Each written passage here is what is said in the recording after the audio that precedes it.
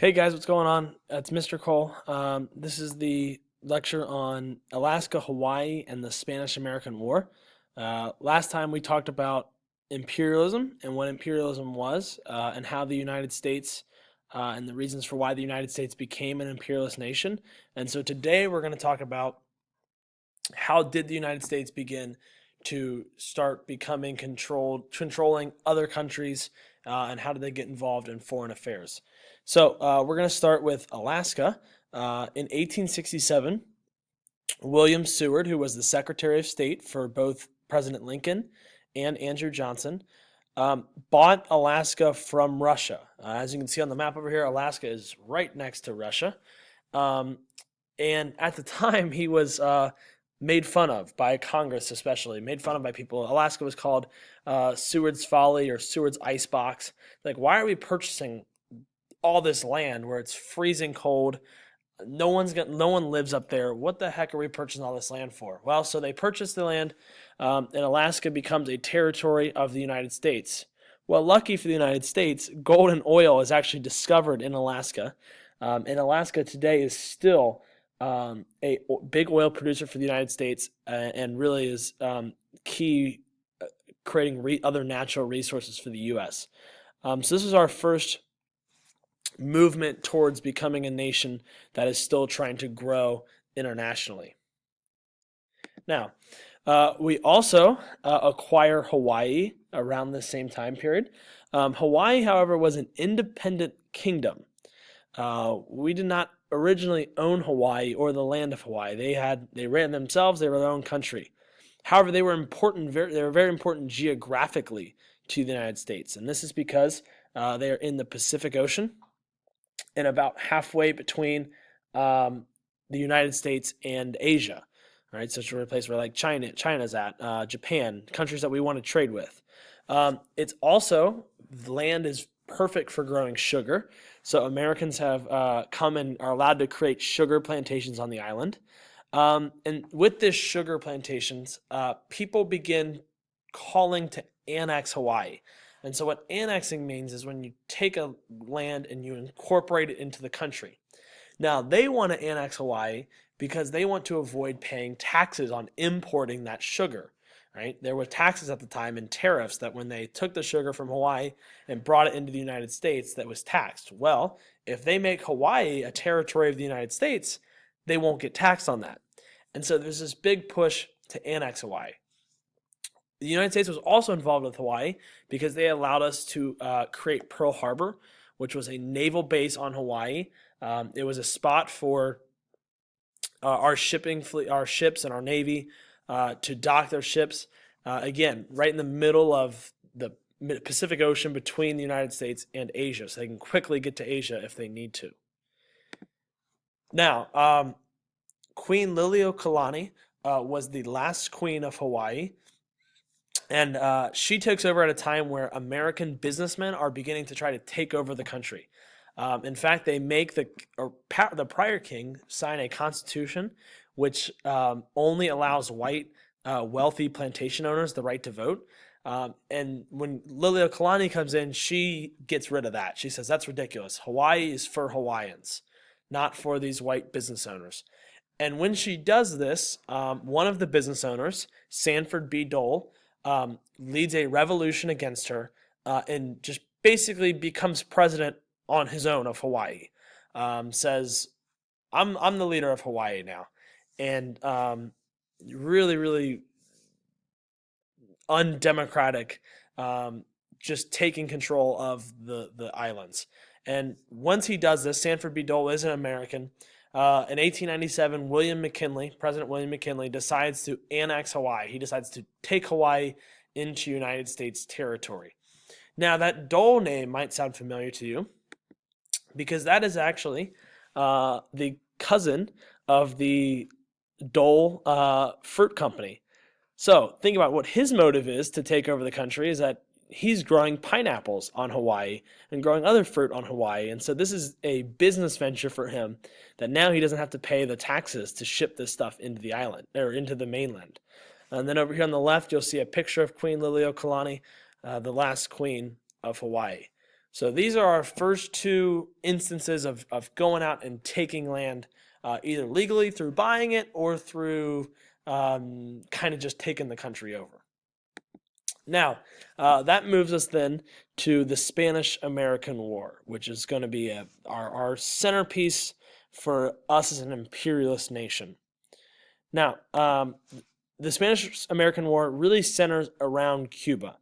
And at this time in 1895, Cuba was a Spanish colony, so it was a colony of Spain, but they were fighting a war for independence. And they were led by this leader named Jose Marti, trying to fight against Spain, trying to get their independence.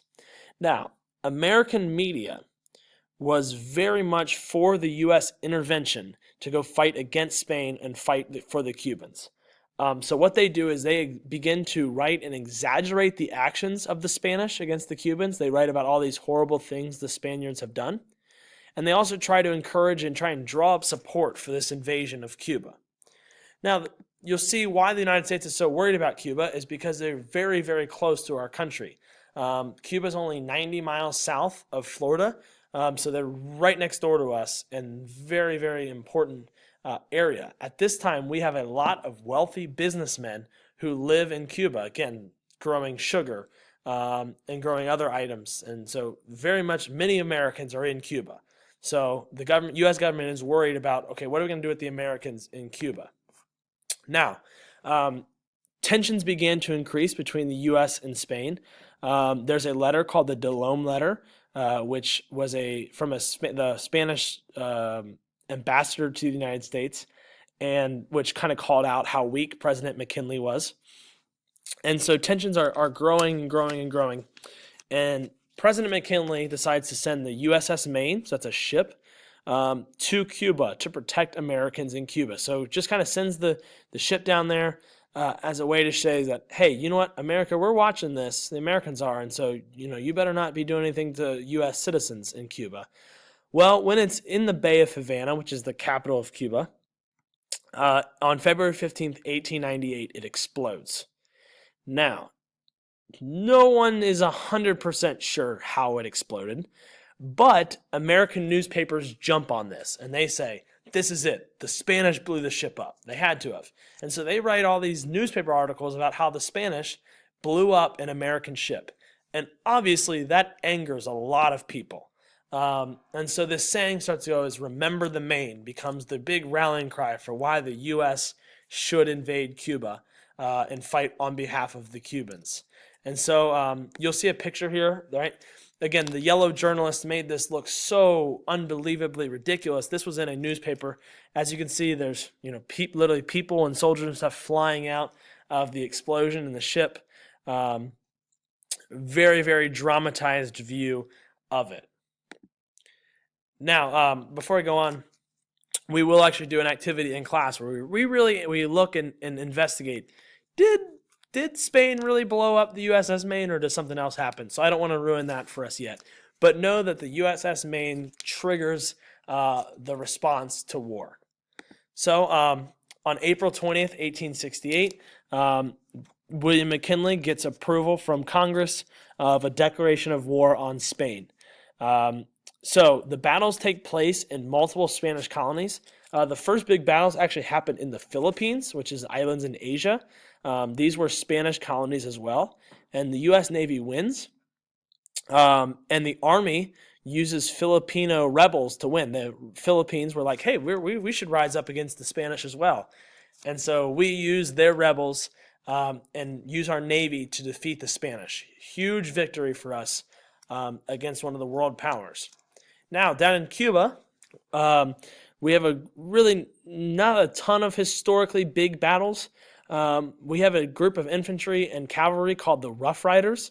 The cavalry are soldiers who are on horses, and they're actually led by Teddy Roosevelt, who was the Secretary of the Navy at the time and decides to volunteer to train this group of soldiers. And the Rough Riders win the most famous battle of the war, which is the Battle of San Juan Hill. It's the most famous battle. It allowed for the United States to start invading on the Spanish capital. And our Navy dominates the Spanish Navy at sea. And so we do a really, do a great job winning these battles. Now you'll see here a picture of the Rough Riders. Okay, again, dramatic view of them, but you see here Teddy Roosevelt leading the Rough Riders up San Juan Hill. He was accompanied by 2 regiments of African American soldiers as well. And so very, very famous battle of this war. Now, Spain ends up losing the war and surrenders on August 12th, 1898. So if you look at the time period here, we go from April 20th, that should say 1898. I apologize about that. So we go from April 20th, 1898 to August 12th, 1898. So an incredibly short war. So short, in fact, that the Secretary of State for President McKinley called it a splendid little war, which is kind of an absurd thing. You think of calling a war splendid. But for the United States, it goes really, really well. It's short. We win quick. Great. Now, what we did is we signed the Treaty of Paris with Spain, which gave us a couple things. One, Spain freed Cuba, so they gave Cuba their independence. But we'll talk later on about what we do with Cuba. But Cuba becomes an independent country. The United States is also given the island of Guam in the Pacific, as well as the island of Puerto Rico in the Caribbean. And Spain is forced to sell the Philippines, the island in Asia, to the U.S. So now the United States has basically a whole island nation in Asia, very close to China, very close to Japan to trade with. That's huge for us. And after this, America becomes a world power. Okay, the Americans took on an old European power and beat them. And now we've shown, okay, we can beat old big countries. We also now have begun our footprint all the way from the Caribbean and the islands in the Caribbean all the way to Asia. All right, so we have now just basically made our American empire stretch from the entire Pacific Ocean and the area right around us in the Atlantic. So we've really grown as a world power. So that's where we're going to leave off. Okay, so here are your questions. Number 1, why did the U.S. annex Hawaii? Number 2, describe the role yellow journalists had on the Spanish-American War. Number 3, what event triggered the U.S. to invade Cuba? And number 4, what did the United States gain after the Spanish-American War? I apologize for the video being so long, but we had a lot to cover. So make sure that you take notes and answer these questions, and expect a quiz tomorrow. See you guys.